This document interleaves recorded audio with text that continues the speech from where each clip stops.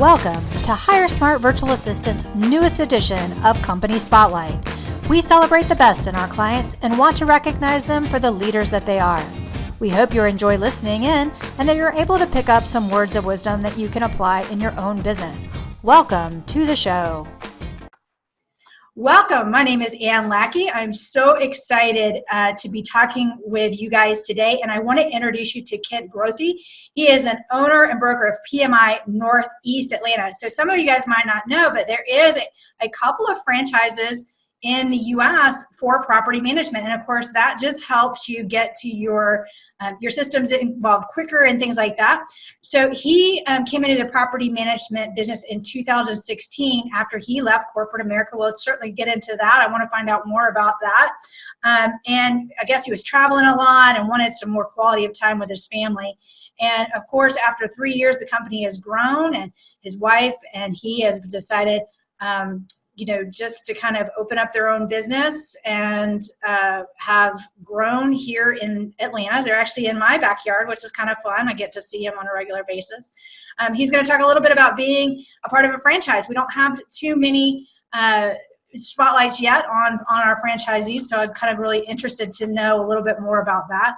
And certainly excited to find out more because he does a lot with HOA. So Kent, welcome to the program. Thank you so much for being here. Thanks for having me, and I appreciate it. Oh, it's my pleasure. So we've been doing this for a couple years now, I think, right? We have, yeah. And so that is always exciting to me when I get to talk with veterans about how, everybody's kind of bright and shiny the first year, but, this really becomes a game changer year 2, 3, 4. And one of the questions we have a lot of times is, what's the turnover rate? And when I tell people the turnover rate is usually very, very low, people don't believe me. So kind of share with us a little bit about first of all, your corporate experience, why you went into property management, why you selected to buy a franchise, and then we'll kind of get into using staff. So start us off with a little bit of history, please.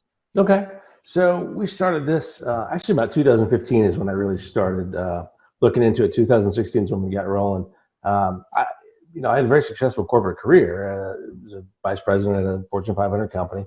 A great job by a lot of measures, except that I traveled quite a bit. And, with a family, that gets to be a bit difficult. And as my kids were getting older, my son was about to go into middle school.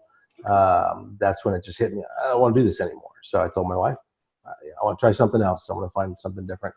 And I actually didn't start off looking for a business. I started off looking for one of those kind of jobs I had that didn't involve travel. They're kind of like a unicorn. They don't exist. So I just happened to run into a guy along the way that helped broker deals for franchises. And I looked at several of them and thought, I've been making money for a lot of other people for a long time. Maybe I should do this for myself. And that's how we got into this. So property management was a natural fit. I had an operations background. That's what I've done my whole career. My wife, who's in the business with me, also has an accounting background, so a great fit as well, right? So that's how we got into it. We picked a franchise because I didn't have a property management background, so I needed something to give me some legitimacy in the beginning, right? I needed a brand. I didn't have a brand. I was just a guy. And so PMI gave me a large national brand to go out and sell with. Now, it's transitioned over the years, and now I sell us, PMI Northeast Atlanta versus PMI the franchise, a lot more heavily because we have something to sell. We've got experience. We've got a local brand. So that's kind of how we got into the whole thing. I just wanted to quit traveling. I believe it. I talk to my stepson all the time, who's kind of on that same track that you're on, traveling, and he just had his second child, and it wears on you because his kids are young too, and 6 months. So, when you're gone 3 out of 5 days and, trying to manage that, it can definitely wear on you. And I do think when your kids get older, they miss you more. Like you miss part of their growth. So I love the fact that you dedicated this to your family. So now, unlike maybe some of the other property management companies that focus on single family residential homes, you have a little bit different focus in your business primarily. Tell us a little bit about why you chose that and what it is. Okay. So we have, I don't know that we chose it. I think it chose us. But PMI offers you the opportunity to get into 4 different types of property management, right? So residential, association or HOAs, commercial, and vacation. And so I started off looking at association and residential because there's so much of both around us. And I think my corporate background is probably what helps me in those HOA meetings with those boards. Since I have a business background, an operations background, my wife's got an accounting background, we're bringing a lot of the things they're looking for. A lot of those folks on HOA boards are business people, right? And so those conversations sort of resonate a little better. So we just naturally ended up in that space far more heavily. We do residential, but very, very small, 34 homes, right? So tiny residential business and a growing good size HOA business. So that's kind of, we didn't really pick it on purpose. Nowadays, we are actually, because we found that to be our strength, we are focusing in that direction. Sure. Yeah, and that's what our VA mostly does, is our HOA business. So, okay, so let's transition it over to her. So she's been with you a little over 2 years now. Yeah. So what was that like? Kind of think back to 2 years ago when you were thinking about, gosh, what do I do? How do I grow? What were some of your thought processes that you went through before you decided to hire virtually? So as you grow, especially in the HOA business, you have a lot more customers early on, right? Because every HOA you're picking up 50, 100, 200, and the phone starts ringing. And that gets to be, if you want to do well, you've got to provide good service. And that means you got to answer that phone. You got to return those phone calls. Got to be that time was just, it was a killer. We got big enough that there really weren't enough hours in the day to get everything done anymore. And I'll remember you, I don't know if you remember this one, but we met in Savannah at a NARPM conference, right? And sure enough, you told me, well, you're not going to do this right now. You're going to go home and you're not going to do it. You said, and 3 months, 6 months down the road, you'll finally do it. And then after you get started, you're going to tell me, and I should have done this a long time ago. And you were right. That's exactly what I did. I didn't do it. I waited too long. I should have pulled the trigger way before I did. And I definitely waited too long to do it. It was, for us, it was a game changer. We'd hit the point where I could not grow anymore because I have to sleep at some point. And the business was getting that busy, right? But it wasn't big enough that I could really justify a full boots on the ground, fully loaded employee cost at Atlanta rates. It just wasn't there. This was the solution. And Carla has been with me a little over 2 years. She is awesome. I hope she's with me another 15. She really loves working for you. I actually just talked to her not that long ago. So I love the fact when I can bring those matches together and provide a great career for the virtual professional, as well as give relief to the business owner. So, it's so funny. You mentioned the story of our conversation, and the conversation is the same conversation I had with myself. When I look back 5 years ago, gosh, it's hard to believe I've been doing this now for 5 years. I always say my biggest mistake was waiting too long to hire my first, and my second biggest mistake was waiting too long to hire my second, because out of fear. And, really when you when you break it down psychologically and financially, you're like, well, this is silly. Like, it's so cost effective. I can actually have 3 VAs for the cost of one person, and their productivity is so much higher than what I was getting. Now, again, there may be better managers than me. I don't know, but I wasn't getting that type of productivity out of my in-house staff. And so it truly was a game changer for me. And so I love the fact that my clients also feel that it really helped them in their journey and in their business. So one of the questions that always comes up is, well, that sounds great, Ann, but really realistically, what can they do? So now that Carla's been working for you for a couple of years, tell us what she does for you. Anything you can do with a computer and a phone. That's I say that too. And that's literally the answer. I mean, it's anything you can teach them to do with a computer and a phone. So they're not physically here. So there's things they can't do. There are things you won't have them do in terms of you maintain a separation of duties within your business, right? So they're not going to cut checks. Of course, they're not here anyway, but even if they were. So there's things you're going to do that you wouldn't do in any normal business. But otherwise, the best and most important thing to do when you first bring on your VA is pick up that phone. That's the difference. Most property managers don't. If you've ever called another property manager, you figured out what they're mostly like. They answer the phone. They rarely ever call you back. So that is, if you want a game changer from service, first thing you do is you get a decent phone system that they can pick up for you, answer live during the day. People don't expect it. They're blown away. then you give them access to your system so they can get in and answer questions. And so most of our HOA calls, I never hear about. I don't see them. She resolves that first call, done. So someone calls up, they don't expect an answer, they got one. They don't expect somebody to be nice, they got that. Then they don't expect to be helped, and they got that. They get off the phone and they're just like, what happened? I can't believe this. And so she can get in, she enters bills, she helps coordinate maintenance. So if we need, hey, get this vendor in touch with this tenant or in touch with whatever, give them this gate code info for an HOA, give them the address. She can do all that, coordinate with vendors for us. And I'll typically provide some guidance on, okay, here's the 3 I want you to call for that particular account. Call them in this order, first one that can take it gets it, that kind of thing. Or get me bids. Sometimes she's just getting me quotes and providing me the information. She helps me with a lot of data entry. So as we bring on a new association, similar to when you bring on a residential, you've got a lot of setup work to do. So you've got to enter a whole bunch of information. In our case, it's all the homeowners and the vendors and all that. But similar to if you're entering a lease or entering a new property, she can do all that kind of data entry for us to help us set up a new association. So really anything, again, you can do with a computer and a phone. I don't think people get it. So they don't. Carla she's a college-educated professional that works for me. So anything you can teach somebody in the office, you can teach her to do. You have to put time in. You have to take the time to create some instructions, and I do a combination of written and video. So I'll often video, just do a screen capture of training her how I'm doing something, often while I'm on the phone with her. So I'll just record while I'm talking to her. And so I'll keep that. And so she's got a backup for later and for the next VA and the next VA. I'm building a library. And then we also provide some written instructions. So you've got to take the time, but you would do that for a local employee. It's no different. So anyway, what can they do? Pretty much everything. I love that. And it's funny. I tell people the same thing too. Like they're just like your employees, yes, except with a lower bill rate, no payroll tax, no 1099, none of that. And other than that, you're training them the way that you want them done. You're investing the time. They're following whatever holiday schedule you've got or paid time off that you have.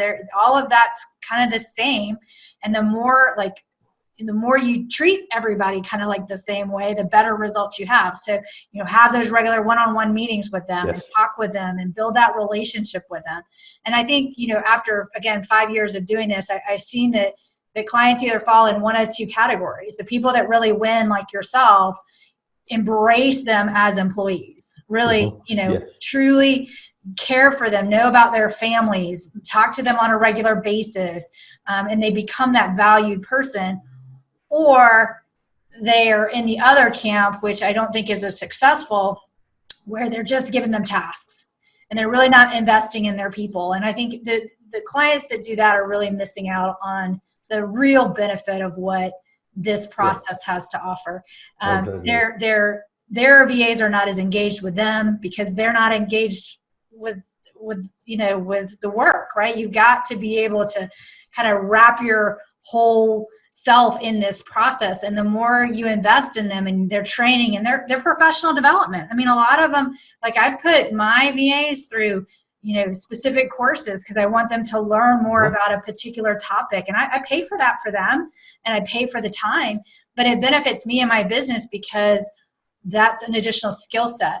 And they love it. They love the fact that they are growing, that they are expanding their horizons and they rise to the top.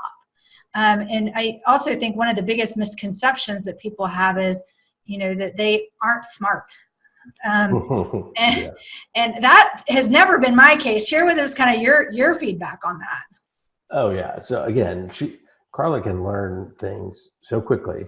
That's what's really great about her. I can show her once, and unless it's a particularly complex task, that's it, right? And she'll look up the instructions. And I think the thing people miss too is initiative. So they're not just smart. She looks for work to do. So if she gets to a point where it's slow, she'll be going through our to-doist list, looking at, hey, there's this task. Can I do that? Yes, thank you.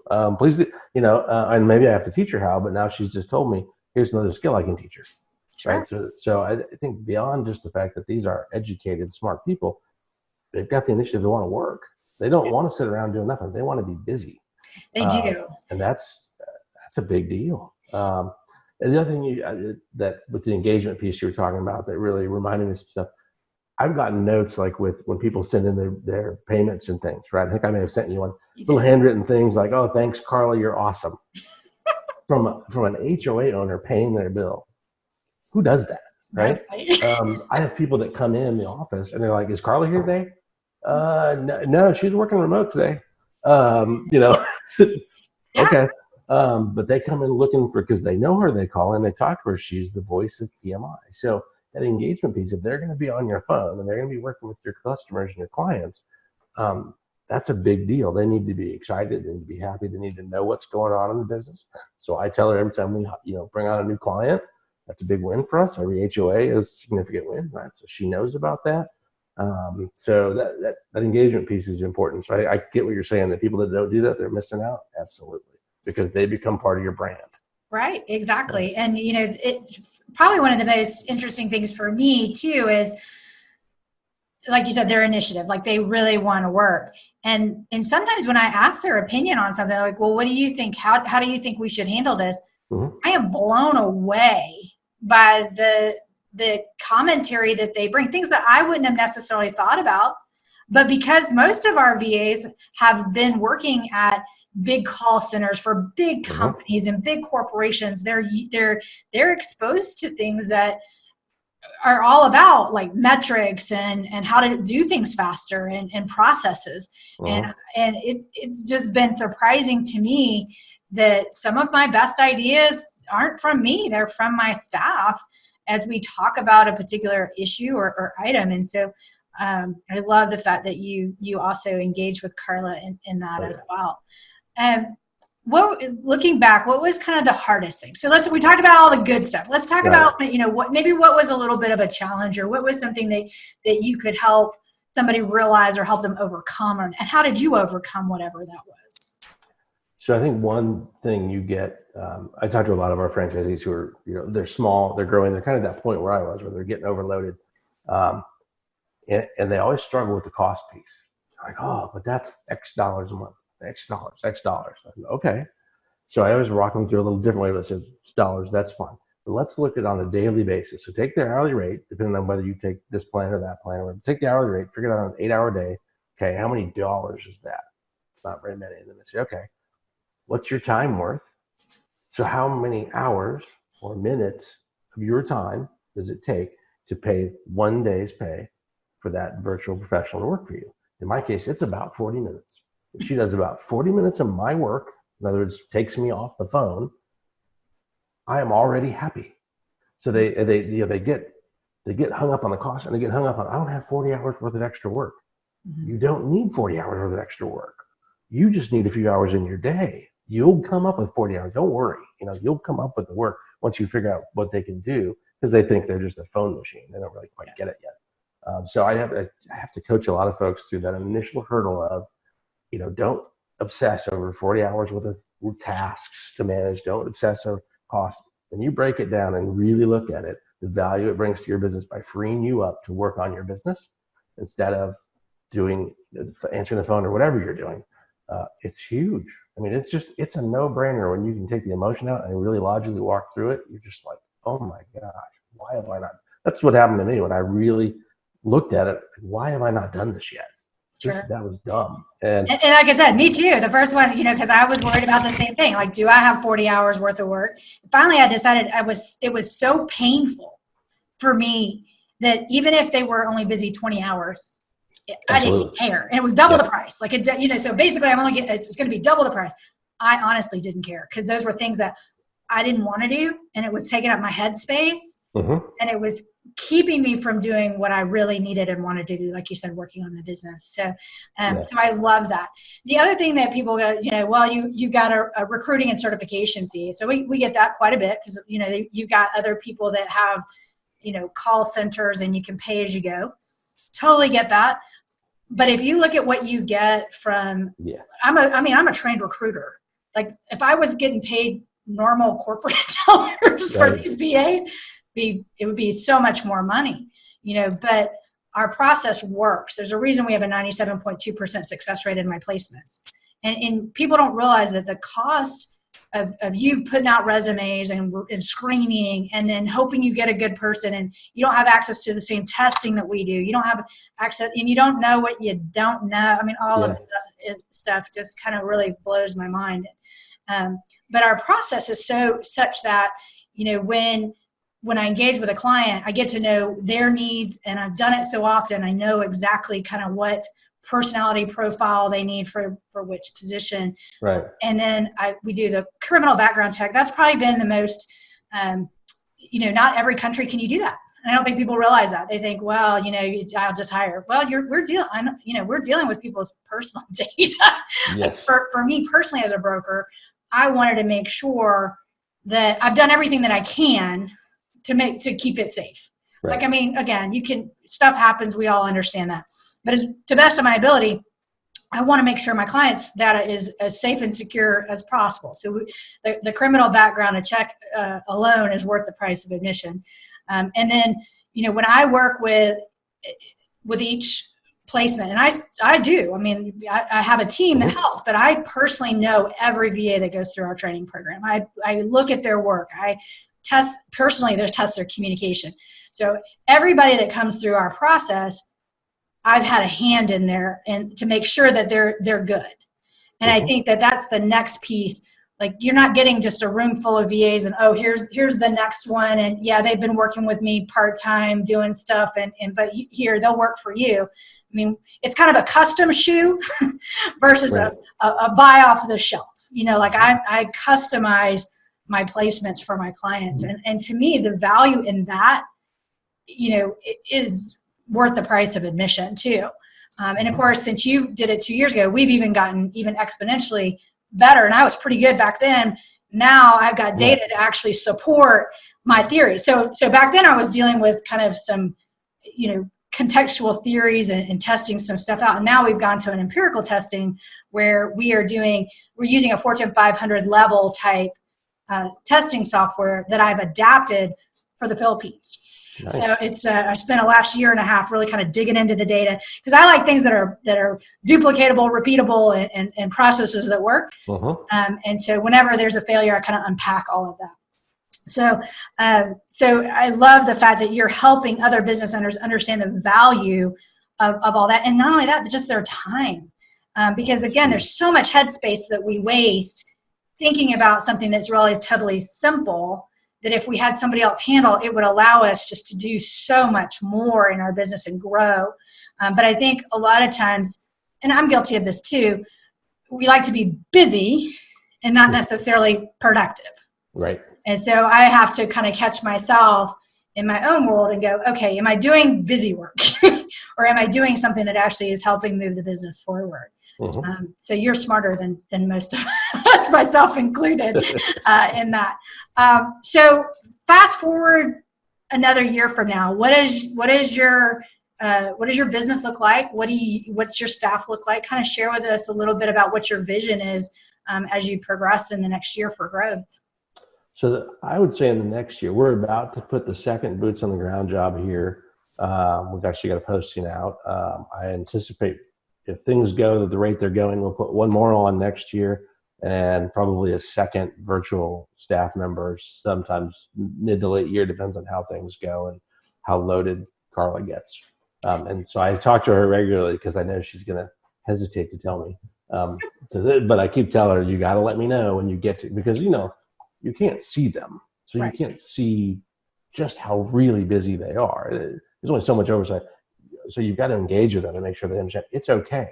If you're too busy, you need to tell me, because if you get loaded up too much, then that affects the business. We can't grow. And so she gets it. She just she's a people pleaser. That's her personality, right? So I keep reminding her to let me know. One of the things we do to help that is we are actually every 90 days reviewing that with every VA. So Daphne, who's our client relationship manager, who I brought on board about 90 days ago, has really kind of embraced that role and has made it a point to have those regularly scheduled meetings just to check in, make sure that there's nothing, because they'll talk to her where they won't talk to me or you or Neil. They're just not that they're afraid, but they're not as open. Yeah, with the authority figures. Yeah. Right. But she can get the dirt. So I love that about her because she's very friendly and very nice. And certainly I think that that's, again, another benefit that we help our clients, because you don't really want people to be so busy that they burn out. That's right. And the VAs, from the scale of workability, tend to go more on that realm. Like they'll overwork themselves than are lazy and don't work. Like you said, Carla likes to be busy, right? So she does. So that's important. You know, we're currently in the fall, so that some of you may be watching this a little bit later. So in the fall, as we go into the holidays, it's always, at least in my business, is a little bit lighter. And so one of the things that we're doing also is saying, you know, now is a great time to catch up on those kind of projects that haven't been done, you know, insurance audits, making sure that vendors have, you know, all of the credentials that they need, all of those types of things that, you know, again, we know we need to do, but we just really haven't done yet because life kind of gets in the way. So are there any other types of projects like that you have on your list for Carla to do that might be helpful to some of our listeners? Sure. So the residential property managers are not going to love this, but you know, we do leasing management as part of our HOA business, right? So we provide some oversight for all the leased houses, and do we have a current lease? Do we know the current tenant contact info? Have they paid their leasing fee, et cetera? And that takes time. It's a bit tedious, right? But this is a good time of year to do it because the pools are all shut down. Because in the summer we're dealing with pools, right? And it's crazy busy for us with all that stuff. So now that's all behind us, and the landscaping, everything's settling down. We can get into those kinds of projects. On the residential side, of course, let's make sure all that residential insurance, the renter's insurance is up to date. Let's go check through all our vendors and make sure the vendors aren't missing any, COIs, those kinds of things. So it's a lot of that catch up stuff you can do in the off season, same as you. Just different because it's a different line of business. Sure. Well, and of course, this is always a chance for us to source out new vendors too. Mm-hmm. I want to have vendors on board and vetted before we get really busy in the spring. So we'll try them on some smaller jobs now, get them kind of test their waters so that when we get super busy in the spring, we know we've got a line of defense that is strong enough. So that's researching vendors is another big key for us, and very, very helpful as we again gear up for spring. Well, Kent, what was one piece of advice or aha moment that you'd like to share with our listeners about using virtual staff? Getting over that initial hump, that pay thing, people get hung up on that. They really need to stop and just think logically about what's your time worth? Because what you're buying in the beginning is you're buying your time back, whether that's to grow your business, to spend time with your family, just to get some sleep. All of us get to that point as you're growing a business. It's lonely at the top, and you're where it all stops when you're the owner, right? And so you're going to get that busy, and don't wait too long. The other thing is the having a fully trained staff member like Carla that when she's answering the phone and can handle those questions for people has really, we have great online reviews. We have very happy customers and clients. And I just never really put that together in the beginning, how big an impact I was doing it to get my time back. But training her right has really made a huge impact on just how our business is perceived. And the HOA management, we're the bad guys. We're always the bad guys. But not everybody hates us. That's pretty good in the HOA world. That is good, because I don't know that we like you very much either. No, I know. Residential property managers. Yeah, I know you don't. That's fine. All those crazy things. So I get it. Yeah, so I think that was the thing. Just the impact of having someone like that on the phone. And she is, my VA is a rock star. She is so great with customers. You just can't beat Carla. So I think I got your best one. So sorry, everybody else. I hope all my clients feel that way, and a lot of them do. So and they're perfect for them. That's what I always say. Like exactly. Your person is perfect for you. They wouldn't be necessarily well suited for somebody else. And I think again that comes down to my secret sauce of being able to find those right things. And the good news about our process is, of course, I give you 3. Any one of those are talented enough to do the work. You can pick the one you like.